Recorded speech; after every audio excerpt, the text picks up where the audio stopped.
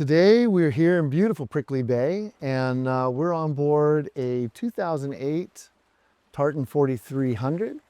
Really nice, well-built, it's called a performance cruising boat, and a great boat. What did you think of it, Crystal? Yeah, I mean, we met George probably 4 years ago. We were on the dock in Port Louis, and really friendly guy. And we came in with our little racing boat, and he came over and said hi. And he's like, "You want to take a look at my boat?" And we were like, "Well, okay." And so we go take a look at it. And when I first went on board, I was just like really impressed because he's a single sailor.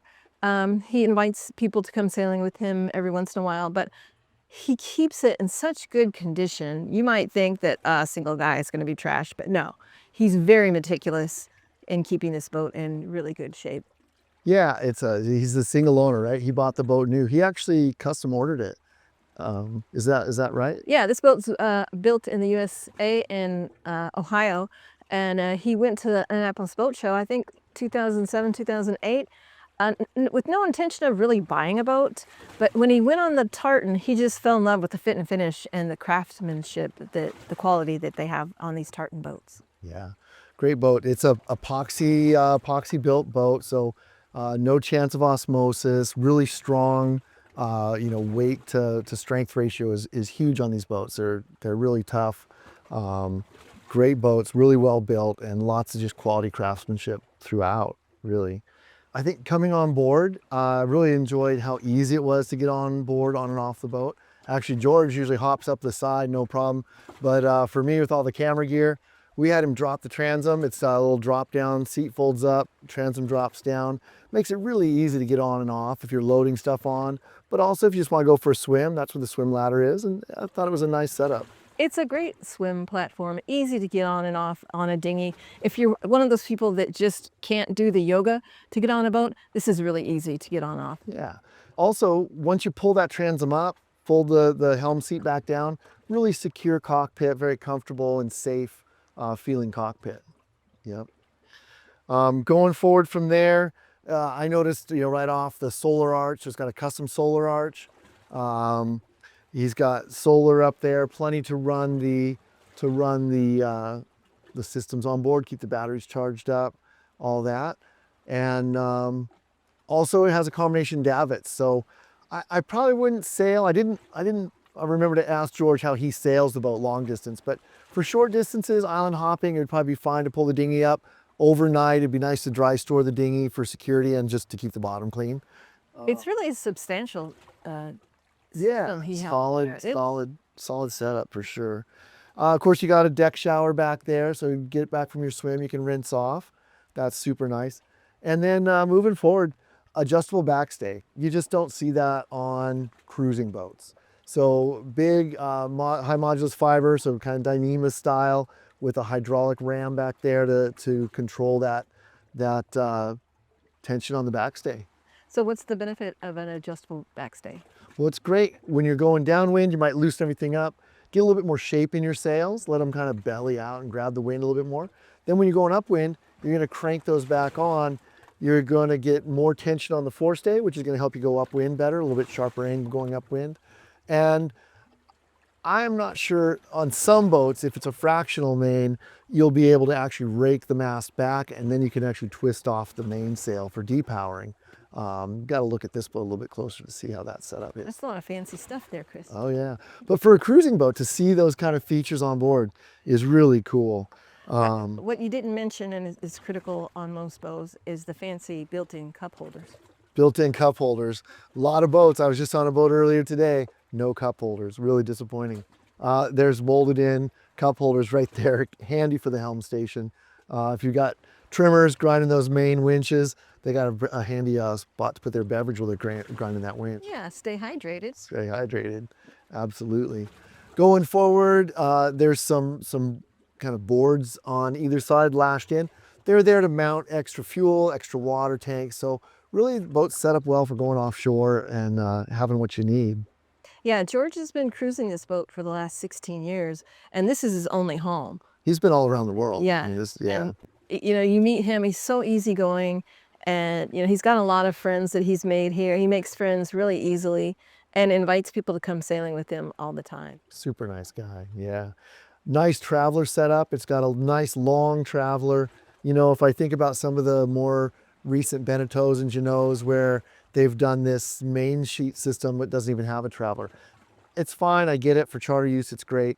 But on a boat where I really want to control my sail shape and be able to sail the boat to its potential, it's really nice to have a long traveler track.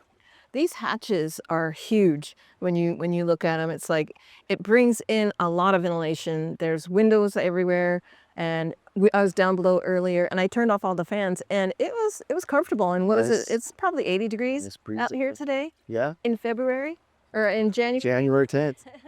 Yeah. Yeah. A couple things on the hatches though, while you bring those up. They're not the aluminum frames that oftentimes will start corroding and flaking off the paint and whatever.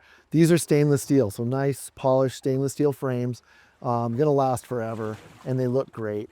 And the other thing, when I got on board, we had to take it down, but George had set up a nice forward tent over the foredeck, which is great. It gives a little bit more shade, a little bit more protection from the heat.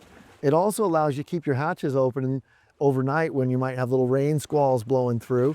The rain will run off the sides and you got your hatches open so you still get the great ventilation.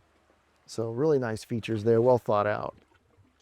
The mast, just taking a look at the mast, carbon fiber mast, carbon fiber boom. So it's gonna reduce your weight aloft. It's just gonna stop that pendulum effect. I think in the Tartan manufacturer's propaganda, they claim that's by reducing that weight aloft, it's the equivalent of having like 5 guys on the rail. So you don't have all that weight up high. It's not acting as a lever to pull the boat over. You've got reduced weight up. High modulus, well actually this high modulus fiber on the backstay.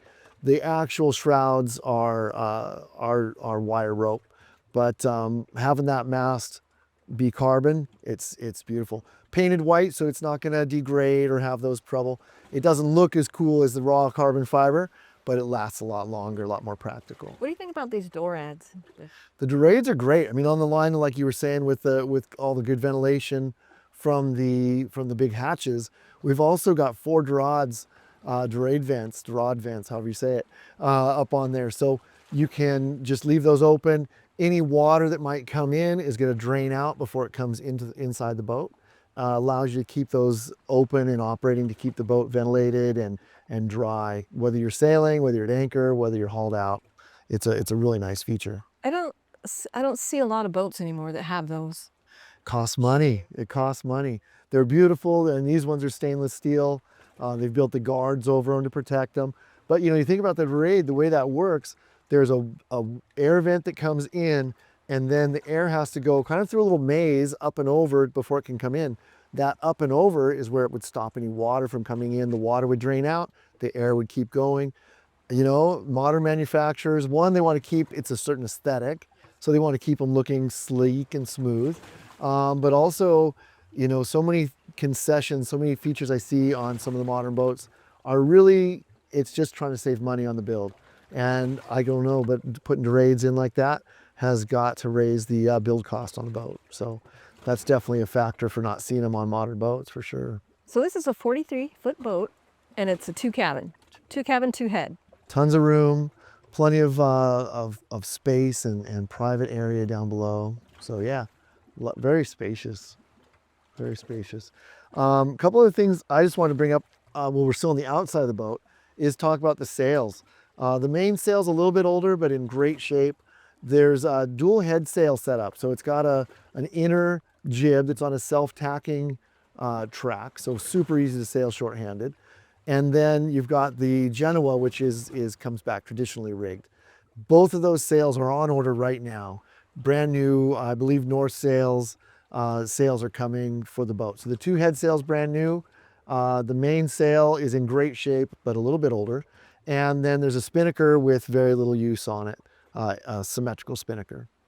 So he's selling the boat, but still he thinks enough of the boat to be able to make sure everything is in good order before. He wants to pass this boat on to the next owner in top shape, in great condition. So yeah, really a nice boat, nice features, and really just pride in the boat. He's the one single owner on this boat.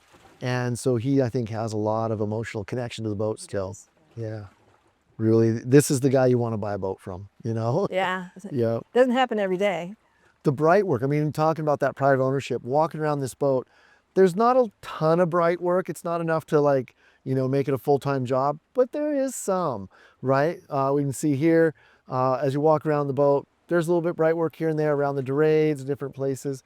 It's all in great shape. It's all the varnish work has been taken care of and So bright, that sort of thing. by bright work, you mean the Shiny woodwork. shiny woodwork? Yep, Okay. not the shiny stainless steel, the shiny woodwork. Okay. Yep. There's a life raft up there. It's in a custom cradle. That life raft is actually not in service. It looks great. The case looks good. It's not an old ratty life raft, but it is due for service. I think it was due for service maybe 3 months ago, something like that. So maybe if you're crossing oceans, you might want to get that checked out. Most cruisers down here going up and down the islands will not worry about whether that's in service or not. They figure if they had a problem, they're probably easier to get in their dinghy and just motor to the island that's right there than it is to get in your life raft and drift downwind away from the island. So most people will wait to get your life raft serviced until they're ready to go do a big crossing. And the reason for that is that the service life is really short. It's, you know, a couple of years. So you want to make sure that you're going to take advantage of it. And you can get it inspected here in Grenada. Right here, yeah. Sea Safety Services does a great job. Yep. Yep. Ground tackle, we've got a Delta plow, stainless steel, of course. It looks very, very nice up there. It's got 150 feet of chain, electric windlass, really nice setup. Yep, nice, easy to work with. 150 feet of chain would do well in the Caribbean. Throughout the Caribbean, that's plenty. If I was going to go to the Med, I might want some more, but for this part of the world, that's a lot. That's more than you need. Usually we're anchoring in kind of 15 feet of water, 20 maybe. And that's plenty. One thing I found actually on our listing, we made a mistake on our listing. We had the draft listed at 8.25 feet, 8.25 feet. I talked to George to clarify that. That is not true. Actually, the draft is like 5.5 feet. Because 8's a lot. 8's a lot, and for a 43-foot boat, unheard of, really. But yeah, 5.5. I think it's just under 6 feet. That's great. Yeah. Looking back here at the cockpit, we talked about it's got a great, you know, Dodger setup, Bimini setup, and there's a connector here.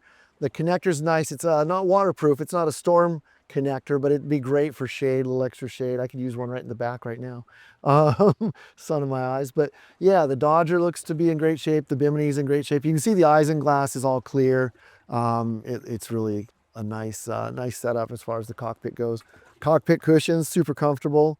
It's still in great shape. And in good shape, yeah, everything looked good. And the table folds out, and it's oftentimes you find in some of these boats that they give you a gigantic table, and Too much. you can't seem to to get around it. This has got an adequate table. It's fine for having nice cocktails. cocktails, maybe have a meal out here.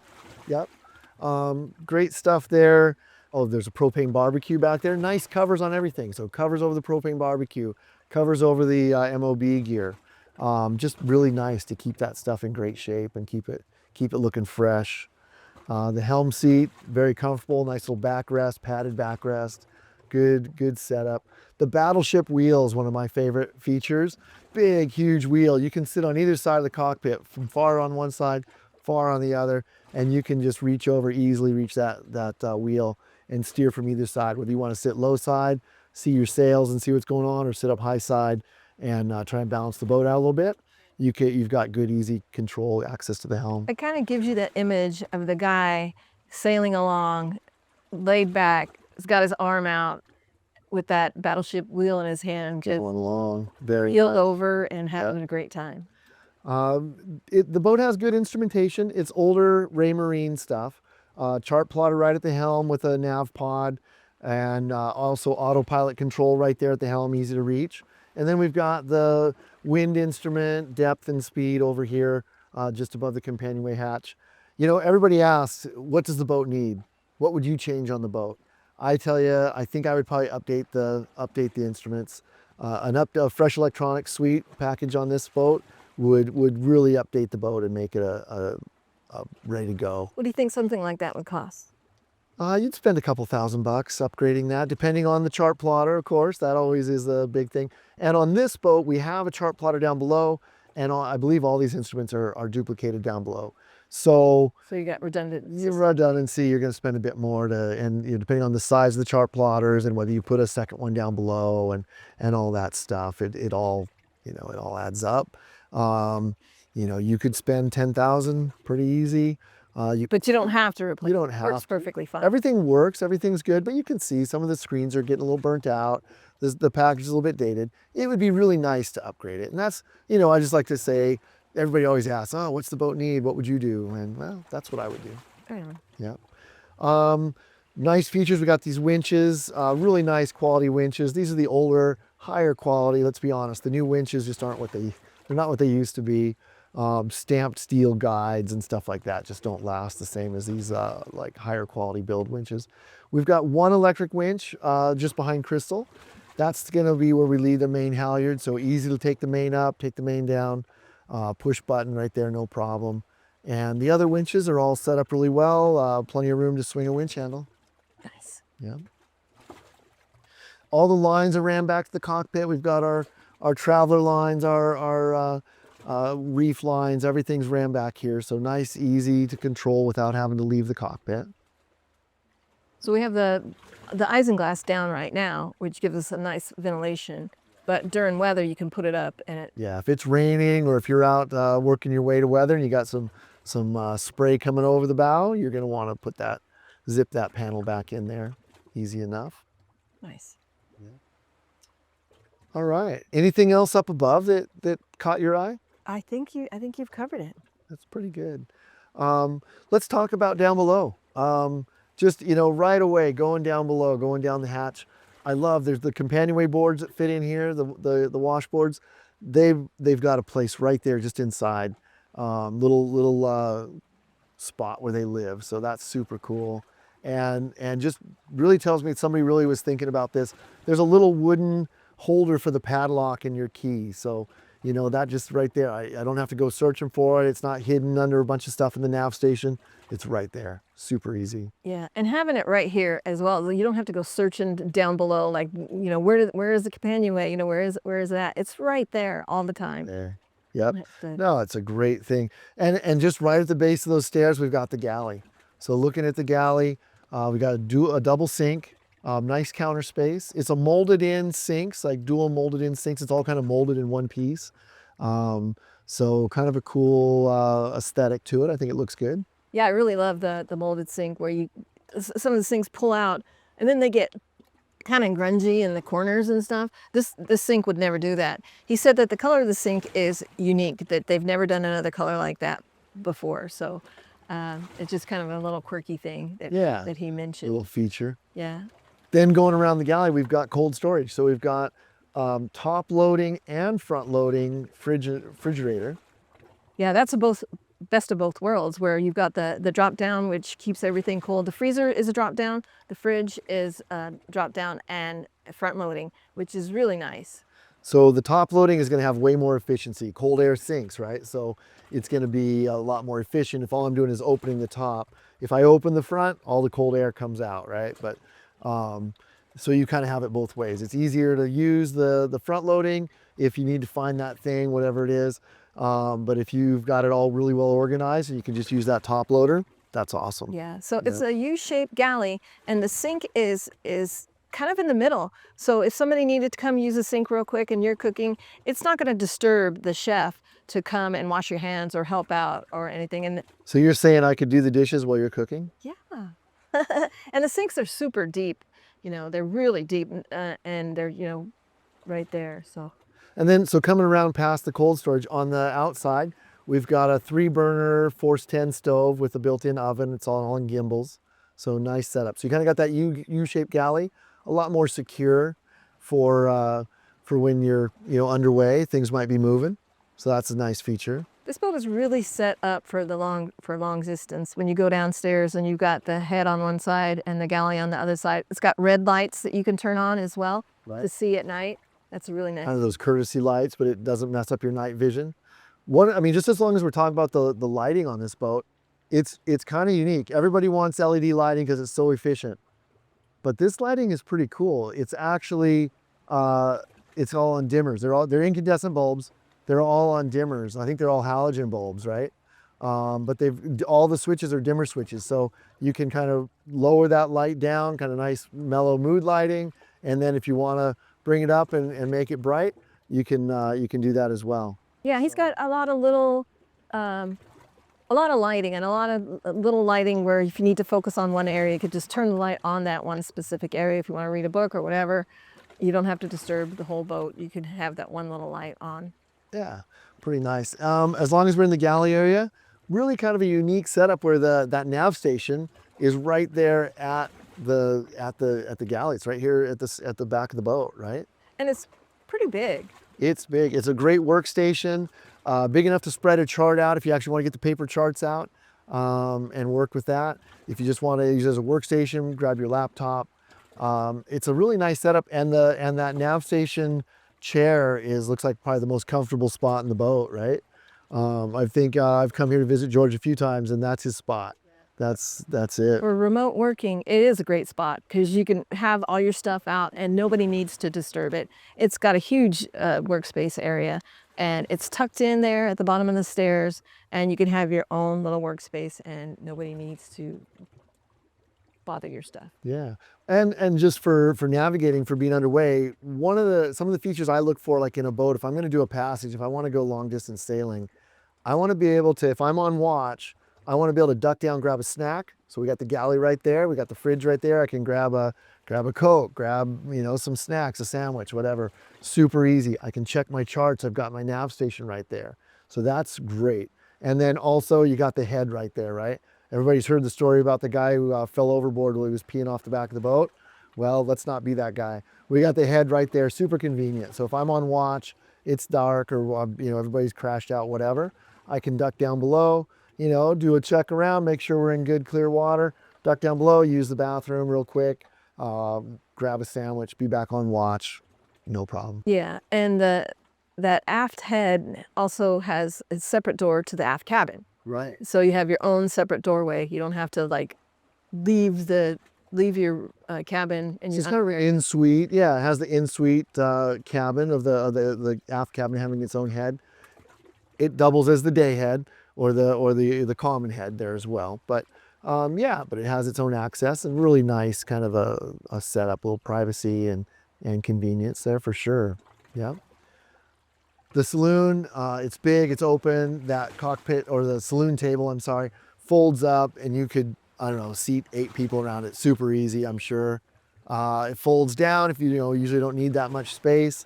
Fold down half of it, fold down the whole thing, whatever you need. Tons of storage. And it makes into a bed. It does make it into a bed, yeah. So that thing can drop down and fills in there, right? So it makes a bed on that inside. It's not the whole table that drops down. It's just, I think you fold that down and there's a piece that comes out and creates a day bed right there. So what a great place to sleep when you're underway. Sure, if you're sailing shorthanded, maybe you're got one person off watch, one person on watch, hopefully one person at least who's not even close to being on watch. One of those people can be crashed out right there. Get comfortable, great place to sleep, stay out of the weather, stay warm, stay dry, whatever it might be. And if the person on watch needs a hand, they're right there. You can just haul her down, super easy. So the table is kind of like a lee cloth. It kind of functions as It could function as a lee board. Yep, going to keep you from falling out. Which, going back to the nav station for a minute, it's midships. So it's not like when you're underway, you're going to be bouncing up and down. You're going to be comfortable if you're sitting at that nav station and charting your next destination. You're not going to be uncomfortable as if you were more forward. Going back to the saloon, we got a big screen TV there. So if you want to have movie night, it's got a nice sound system down below. You can watch some movies on the screen, hang out and chill on boat. Very, very nice setup there. Definitely, as Crystal mentioned before, the owner's been living aboard the boat for 16 years. So it has all the comforts of home. For a 43-foot boat, it is pretty substantial down there, I feel. Has a very roomy feel to it when you walk down the stairs, and it just... The upholstery's all in good shape. The woodwork looks great. It's all, very well kept. The cabinetry is ventilated. You got little slats in it. People don't think about that, but yeah, you'd be able to have that air move in and out of there and not have it just be stagnant inside there. Makes a big difference. And the woodwork is beautiful. Looks great. Air conditioning, there's two 16,000 BTU AC units on board. Definitely plenty to keep this boat chilled down. Now, the generator doesn't work and no longer has a home on board. It was jettisoned at some point on his trip around the world. The owner doesn't feel like he needs it. You've got AC if you pull into a port, you're on the dock, but out at anchor, tons of ventilation like we talked about. It would be easy enough to replace that generator. If that was a priority for you, the AC units are there, they work, there's nothing wrong with them. You could make that work. But right now, the way it's set up, this boat does not have AC at anchor, but it would have AC on the dock. When you go into a marina, you could easily plug it in and have AC. Great standing headroom throughout the boat. You know, everybody always asks, like, how much headroom, how much headroom? Well, I gotta be honest, I haven't measured it yet, but I'm 6 feet tall. I don't have to duck anywhere. It doesn't make me uncomfortable. I've got plenty of headroom throughout the boat. Yeah. Any thoughts on that, Crystal, anything? I don't have any problem with the headroom because I'm 5'3". She's boat sized. Now, I like the idea with the heads are freshwater flush. Yeah. And so a lot of boats, when you get inside the boat, it has kind of a musty smell. This boat doesn't have that at all. It's very impressive that you don't have that. And I think I give a lot of credit to the freshwater flush. Well, and it's also, it's living aboard the boat. I mean, we could talk about heads all day. And what makes them stink and what makes them not. But yeah, fresh water is a great way around all that. They're vacuum flush toilets. Both heads have the vacuum flush toilets. They're always freshwater flush, but they're very efficient. They don't use a lot of water, so it's not like they're, you're just pumping water through them. They're very efficient. They flush with like powerful vacuum flush and he's got a water maker on board. And they got a water maker, so yeah, so there you go. Both the heads are sort of what I would call semi-dry. I mean, the forward one, I think more, it has a little transporter style where there's the plexi thing that spins around there and seals it off. The back one I think just has a curtain, but it's not like you can't really just sit on the toilet and take a shower. There's a separate shower area on both heads. I mean, in the Caribbean, most people just rinse off in the back of the boat anyway. Jump in the water, go for a swim, get out, a little bit of fresh water. You can wash your hair, suds up, jump back in the ocean. You're rinsed. Get back out, a little fresh water. You're good to go. Easy, yeah. But if you eventually, you might need a real shower, and at that point, you got it right there. Yep, that's great. Iridium Go. Just going back to the nav station. There's a Iridium Go set up. There, so satellite communications, you can get emails and stuff like that. That's a nice setup. So the aft cabin, the way it's set up, like when I first looked at it, it looked like just a small little cabin, but actually it's queen size. It's a queen size cabin, and your feet go out. You sleep athwartships, yeah, right? So you're sleeping kind of side to side. At the head of the bed, you've kind of got good headroom and stuff. And then at the foot of the bed, it kind of tucks back under, right? I think we got a big laz on port side, but most of that under the cabin sole area is, or under the cockpit sole area is that bunk. So I feel in that type of situation, it's almost like, like a rocking chair type of motion. Right. Rather than like You're not rolling from side to side. It's kind of just rocking you from head to toe. Yeah. Some of the things I noticed down there, really good light, good ventilation, and it has two opening hatches, ports, that they open into the cockpit. So you think about like that cockpit communication, if the hatches are open, you can holler up, hey, what's going on up there? Or hey, I need a hand, whatever. You've got good communication there. Yeah, really well built too. Yeah, it's the stainless steel frames. It looks great. So that's all good. If we go up to the forward cabin, we've got that semi-island style bunk. Again, a full queen size berth. island style or semi-island style, so you can get on So and off. home-like, easy. so it's like Yeah. being at home. You can get on and off. You don't have to crawl over the end of the bed. You can kind of step up off on the So it's side. got a little settee on the side too. Yep. The really cool thing about these heads that I've never seen on any boat before is it's got a custom built little shaving mirror that pops out. That's a cool Yeah. feature. That is a cool feature. What that is, so the mirror's down a little bit lower, but you don't have to like tilt your head down to look at yourself in the mirror. The mirror actually kicks up, so the mirror will tilt up and face you. It's just got a little kickstand, but it's a really well thought out feature. Something cool that a lot of boats don't do. Yep. Oh, Which I tip your I've hat never. for the craftsmanship Yeah. of this boat. Thinking it through. Engine on this boat, it's got a 55 horsepower Volvo engine. The engine hour meter, everybody always, first question out, everybody, how many hours on the engine? I don't know. What happens on a lot of these boats is the engine hour meter becomes unreadable. So you just can't tell. And then with these Volvos, they have the little MDI boxes. All the data is stored there. If that MDI box ever goes out, you're resetting the hours again. The engine looks great. It looks really well cared for. I would tell you a compression test and a survey will tell you a lot more about the engine condition than the number of hours. I've seen charter boats that are smoking and just in horrible condition with less than 3,000 hours on them. And I've seen boats with tons of hours or comparatively tons of hours still running well, not smoking, running strong after years because they're just well cared for, well maintained. I wish I had a better answer. I wish I knew what they were, but that's all I got. So this is a 2008 boat, and people will often think about like a car and how it depreciates. A boat is a little bit different in that it depends on how well taken care of it is, how well the owners take care of it. I would say over the first 7 years or so, there's kind of a steady depreciation from the new price. But after you've kind of reached that low depreciation level, coming down from the new price, everything is then at that point just determined by the condition of the boat. This boat is in great condition. It's really been well maintained, upgraded and maintained and just loved over its life. So I'd say where we have this boat priced right now, it's a bargain. Yeah. You think about like how do people use their boat? Are they living aboard the boat? Are they sailing the boat? Are they putting the boat in storage? And I think this ticks the box as far as the guy, he loves to sail. He sails the boat and he lives aboard and he takes care of the boat. Yeah. Yeah. Definitely not a charter boat. It's only 2 cabins. It's really meant for as an owner's version boat. It's really a nice setup. You can bring some guests. They've got a great space. Maybe you have a small family.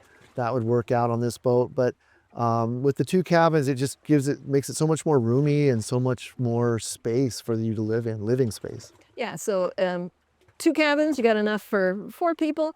But if you want to invite people for sundowners, it's got plenty of room for that. Yep. Oh, that's great. And then they leave your boat and then you can be on your own. Just some talking points we had for this boat. The hull construction we talked about. It's built in the United States. The company that built it, Tartan, is still in business. They're still building boats. They're still doing a great job. Epoxy construction with foam core. You're not going to have blistering. You're not going to have osmosis. The foam core, we don't have to worry about balsa core getting damaged or rotting. So that's just such a nice construction technique for this boat. Less chance of delamination, more strength, less weight. It's a really high quality built boat. Yeah. Performance cruising design, from the adjustable backstay to the carbon mast. It's really a nice setup. The rig, we got a double spreader tapered carbon fiber mast, lighter, stiffer, stronger. It's gonna be a higher performance rig than an aluminum rig. Less weight aloft is always a good thing. Weight high bad, weight low good. Credit goes to John Baird on that one. Carbon fiber boom, and it's that horseshoe boom or that trough boom. So it kind of acts as a lazy bag. It kind of spread out. So when the sail comes down, it's got lazy jacks. They're all tucked down now. Put those up when you're going to drop that sail. Comes down, drops right into the boom. Really nice, clean setup. Very easy very operation, professional. easy care. Yep. Keel stepped mast. It's not deck stepped. It's going all the way down to the keel. That offers a lot of safety benefits. It also offers better performance when the rig is under load. Having that load passing through the deck and down all the way to the keel, it's just a lot more secure, and it's a lot more, the bend characteristics and the way that mast reacts is a lot more desirable than a deck step mast. And it's pretty. And it's pretty. Self-tacking jib, so nice, easy boat to sail. You going upwind, it's just turn the wheel. Well, once you got that sail dialed in, it's just turn the wheel, bring the bow through the wind, it flips over on itself. You don't have to do anything. Safety features, we've got lines all ran back to the cockpit. Self-tacking jib just makes it easy to sail the boat short-handed. The galley layout, love the sink construction. Eliminates gaps for water can get in. It also has that U-shaped galley, so it's safe to work with underway if you're out sailing. Yeah, you could brace yourself. It's still also a social layout, right? You can be in the galley preparing meals, and people hanging out in the saloon, they're right there. You're part of the mix. Part of the party. Part of the party. Yep. And flexibility on the fridge design. I really like that top loading. And also accessible from the front. Yeah, because if you think about it, if you're underway, you don't want to open that the side door with everything that's going to come tumbling out. You open up the top, grab what you need, and that's it. That's it. Yeah. If you're doing a passage, I mean, ideally, you've just organized your food prep, and you got to avoid the open the fridge and staring into the void mentality. We got to have it organized. We're going to start at the top. We're going to work our way to the bottom. You probably won't be invited back on the boat after that. Yeah, if you're digging in there, staring into the void, letting all the cold air out, that could be a problem. So yeah. All right, great boat. It's almost sunset here in Grenada. We've got to go find the boat owner and maybe go have a beverage and celebrate another day well spent. Yeah, it's about 5:37 right now, and we get sundown about 6 o'clock almost every day, 365 days a year. So As they we're say. start early. It's 5 o'clock somewhere. 5 o'clock somewhere. 5 and it's o'clock 5 right o'clock in here. Grenada. All right. Well, thank you guys so much for watching this video. And be sure and contact us if you'd like to take a look at it. It's right here in Prickly Bay Marina where our office is located. So if you want to come down to Grenada, it's always a great vacation. Or if you want Chris to do a walk around. Absolutely. We can do live walkthrough videos if there's anything we missed on this video, the shaving mirror. I'd be happy to show you guys that in a live video. Let me know if you have any questions about the boat or any other boats we have listed. All right. All right, you guys, take care. Take care.